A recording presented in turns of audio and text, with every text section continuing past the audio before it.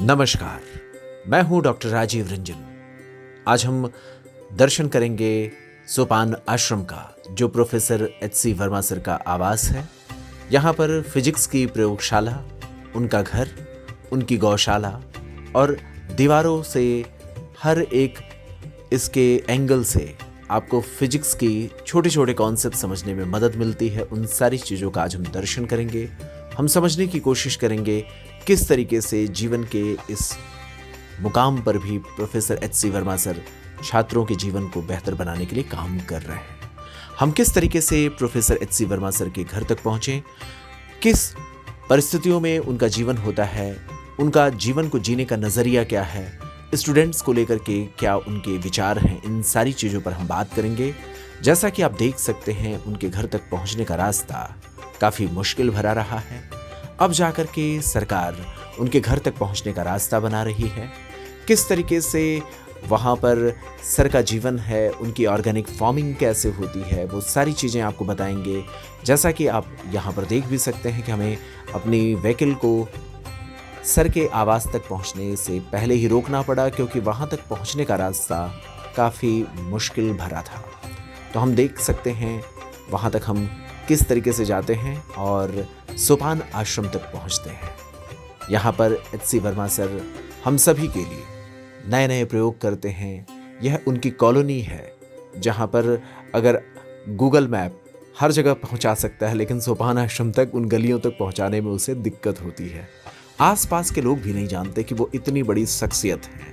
लेकिन जैसा कि कहा जाता है कि इंसान की पहचान उसके अपने कामों से होती है, तो आसपास के लोग यह जरूर जानते हैं कि शाम को उनके बच्चे सोपान आश्रम में फ्री में पढ़ने के लिए जाते हैं। जिस एच.सी. वर्मा सर से मिलने के लिए दुनिया भर के बड़े बड़े वैज्ञानिक, दुनिया भर के बड़े बड़े डॉक्टर्स, इंजीनियर्स लालायित होते हैं, उस एरिया में जहाँ पर वो रहते हैं, वहाँ के स्लम एरियाज़ के छोटे छोटे घरों के बच्चे हर दिन 2 घंटे प्रोफेसर एच.सी. वर्मा सर के घर पर पढ़ने के लिए जाते हैं। हम उनके घर का आज आपको दर्शन कराएंगे। हम आपको मिलवाएंगे सर किस तरीके से एक सामान्य सा, एक सादगी भरा जीवन जीते हैं, और घर के हर एक आंगन में, हर एक कोने में फिजिक्स आपको देखने को मिलेगा। ये है सर के घर का रास्ता, जो कि काफ़ी मुश्किलों से वहाँ तक पहुँचने का हमें रास्ता मिला। जैसा कि मैंने आपको बताया भी कि वहाँ पर लोगों को यह नहीं पता है कि प्रोफेसर एच.सी. वर्मा सर कौन है, कहाँ से हैं, ये कोई नहीं जानता। लेकिन इतना लोग जानते हैं कि हाँ, ये वो कोई ऐसे शख्सियत हैं जिनके घर पर रोज़ शाम को हमारे बच्चे पढ़ने के लिए जाते हैं। तो ये सर का घर है, जहाँ पर आप देख सकते हैं सर की ये पीछे का पार्ट, जहाँ पर ओपन आप लैब कह सकते हैं, जिसे ज्ञानदायनी ओपन एयर लैब बनाया गया है। बगल में ये ऑर्गेनिक फार्मिंग का एरिया, जहाँ पर सर की गौशाला के लिए यहाँ पर खेती होती है। इस पूरे एरिया को आप देख सकते हैं। यहाँ पर गन्ने की खेती, बहुत सारे फलों की खेती होती है, और जो सब्जियाँ होती हैं, सीजनल सब्जियाँ, वो सर के खाने के लिए भर की जितनी भी होती हैं, वो इसी जगह पर आपको देखने को मिल सकती है। आप देख सकते हैं सामने है सर, हमारे प्रिय सर सोपान आश्रम के डॉक्टर एच.सी. वर्मा सर, जिनसे आज हम बात करेंगे और हम समझने की कोशिश करेंगे कि अंधकार को मिटाने के लिए सर किस तरीके से काम कर रहे हैं। नमस्ते, मैं हूं डॉक्टर राजीव रंजन। मैंने एम्स दिल्ली से MBBS की पढ़ाई की है और मैं अनअकैडमी से जुड़ा हुआ हूं। आज हम आए हुए हैं सोपान आश्रम, जो हमारे पद्मश्री प्रोफेसर एच.सी. वर्मा सर की एक जीती जागती जीवंत उदाहरण है, जहाँ पर हम फिजिक्स पर अलग अलग तरीके से प्रयोग करते हुए देखते हैं। इस आश्रम में आसपास के दूर दराज के जो गरीब बच्चे हैं, वो हर दिन 2 घंटे की अपनी पढ़ाई करते हैं। सच्चाई ये है कि यहाँ पर आते समय जब हम आए, तो कॉमन मैन को यहाँ पर बिल्कुल भी नहीं पता था कि इतने बड़े शख्सियत उनके मोहल्ले में रहते हैं। लेकिन जब मैंने बोला कि मुझे सोपान आश्रम जाना है, तो सभी ने कहा हाँ, ये तो वही जगह है जहाँ पर हमारे बच्चे हर दिन शाम को पढ़ाई करने के लिए जाते हैं। तो ऐसा है सोपान आश्रम, जिसका जो वैल्यू सिस्टम है वो वास्तव में इस तरीके से ऐड होता है कि जहाँ पर काम से व्यक्ति पहचाने जाते हैं।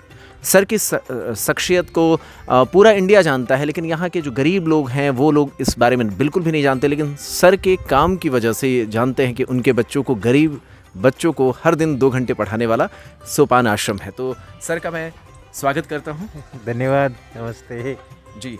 आप यहाँ पर देख सकते हैं लिखा हुआ है, अंधकार को क्यों धिक्कारें, अच्छा है एक दीप जलाएं। ये सोपान आश्रम है प्रोफेसर हरीश चंद्र वर्मा सर का, जो IIT कानपुर से पूर्व प्रोफेसर रहे हैं। आइए चलते हैं हम सर के आश्रम में।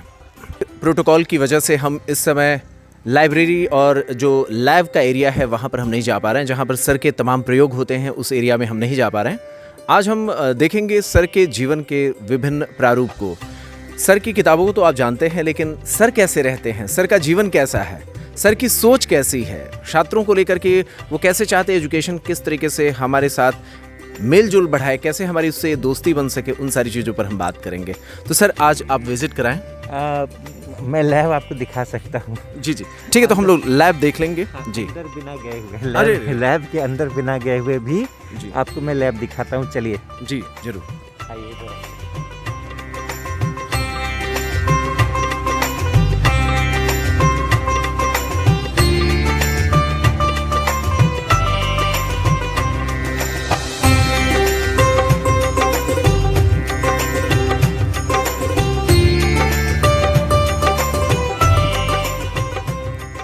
जो अपनी प्रकृति है वो खुद ही एक प्रयोगशाला है, तो इसलिए अगर लैब के अंदर नहीं भी जा सकते तो बाहर भी लैब है।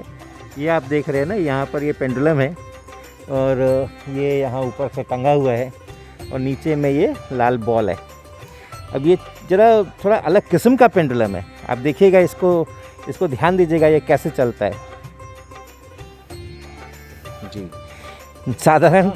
साधारणतः जैसे पेंडुलम दोलन करते हैं वैसा नहीं है, झटके खा करके चलता है। जी हाँ और रोटेशनल मोशन भी है साथ साथ, ये भी है साथ। हाँ, जबकि हम इसको कुछ नहीं कर रहे, जैसा अमूमन पेंडुलम को एक और खींच के छोड़ दिया जाता है वैसे ही हम भी एक और खींच करके छोड़ दे रहे हैं।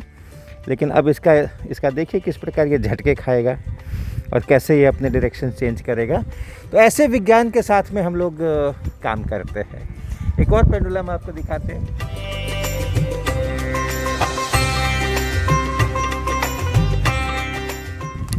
ये आप देखिए, ये पेंडुलम ऊपर कहाँ तक ये रस्सी जा रही है उसको आप देखिए, बिल्कुल 2 मंजिले की जो छत है वहाँ से ये रस्सी लटकती है।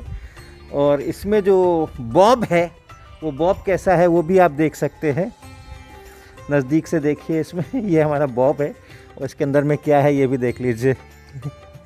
जब वर्षा होती है तो उस वर्षा का पानी इसमें खुद ही इकट्ठा हो जाता है।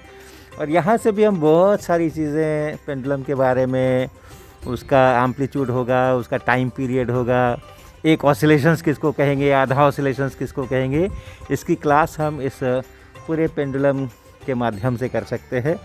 और चूँकि ये बहुत आराम से चलता है, आप देख रहे हैं बहुत आराम से चल रहा है ये, तो हमें वो 10 ऑसिलेशन लेना चाहिए और 20 ऑसिलेशन लेना चाहिए, उसका भी कोई झंझट नहीं है।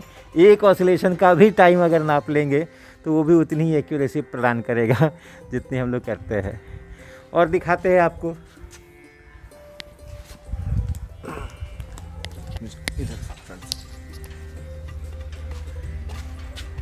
इस पूरे मॉडल को देखिए, इस पूरे मॉडल को। यहाँ पर ये कॉन्वेक्स लेंस बना हुआ है और ये इसके प्रिंसिपल एक्सिस के साथ पैरेलल रेज आ रही हैं और ऐसा करके मुड़ रही है। अब दूसरी रे हम इस डंडे से करते हैं और अगर मान लीजिए हम इसको ऐसे घुमा देते हैं तो अब एक रे यहाँ से ऐसा चल रही है, दूसरी रे ऐसा चल रही है। जो इसके ऑप्टिकल सेंटर से जा रही है वो सीधी निकल गई है और ये अपने अनुसार फोकस से होती हुई जा रही है और यहाँ पे इमेज बन रहा है। तो पता चलता है कि जब इतने डिस्टेंस पे आप ऑब्जेक्ट रखोगे तो इतने डिस्टेंस पर इमेज बनेगी। ऑब्जेक्ट डिस्टेंस को थोड़ा कम कर दें, फोकस की तरफ ले आए, तो आप देख सकते हैं कि ये बढ़ती जा रही है, बढ़ती जा रही है। एग्जैक्टली, ये इसको क्लोज करते जाए, है ना सर? जी, सर इधर लेके आए। हाँ। इमेज अपने आप बड़ी होती जा रही है। विजय, यहाँ पर आप देखें कि ये देखिए साइंस को जीवंत किया गया है कि आप इसको करीब लेकर के आए। हाँ बिल्कुल सही। अगर ये जितना ही दूर होगा, आपने देखा भी होगा इसको, और इसको एकदम फील कराने की कोशिश की गई है। यहाँ पर छोटा है, मीन्स दूर है। अगर हम लेंस से दूर रखे हुए हैं इमेज को, तो देखिए उधर भी इमेज छोटा बन रहा है।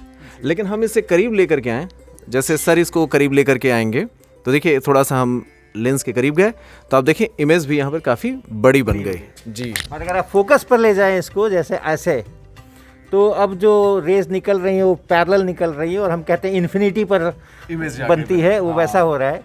और उससे भी करीब ले आए तो अब देखें ये डाइवर्जिंग हो गया है, और डाइवर्जिंग होने के कारण से अब उसकी वर्चुअल इमेज वहाँ पे बन रही है। तो हमारी दीवारों के जो बाहरी हिस्से हैं वो भी आपको बहुत सारी फिजिक्स इसमें से सिखा सकते हैं।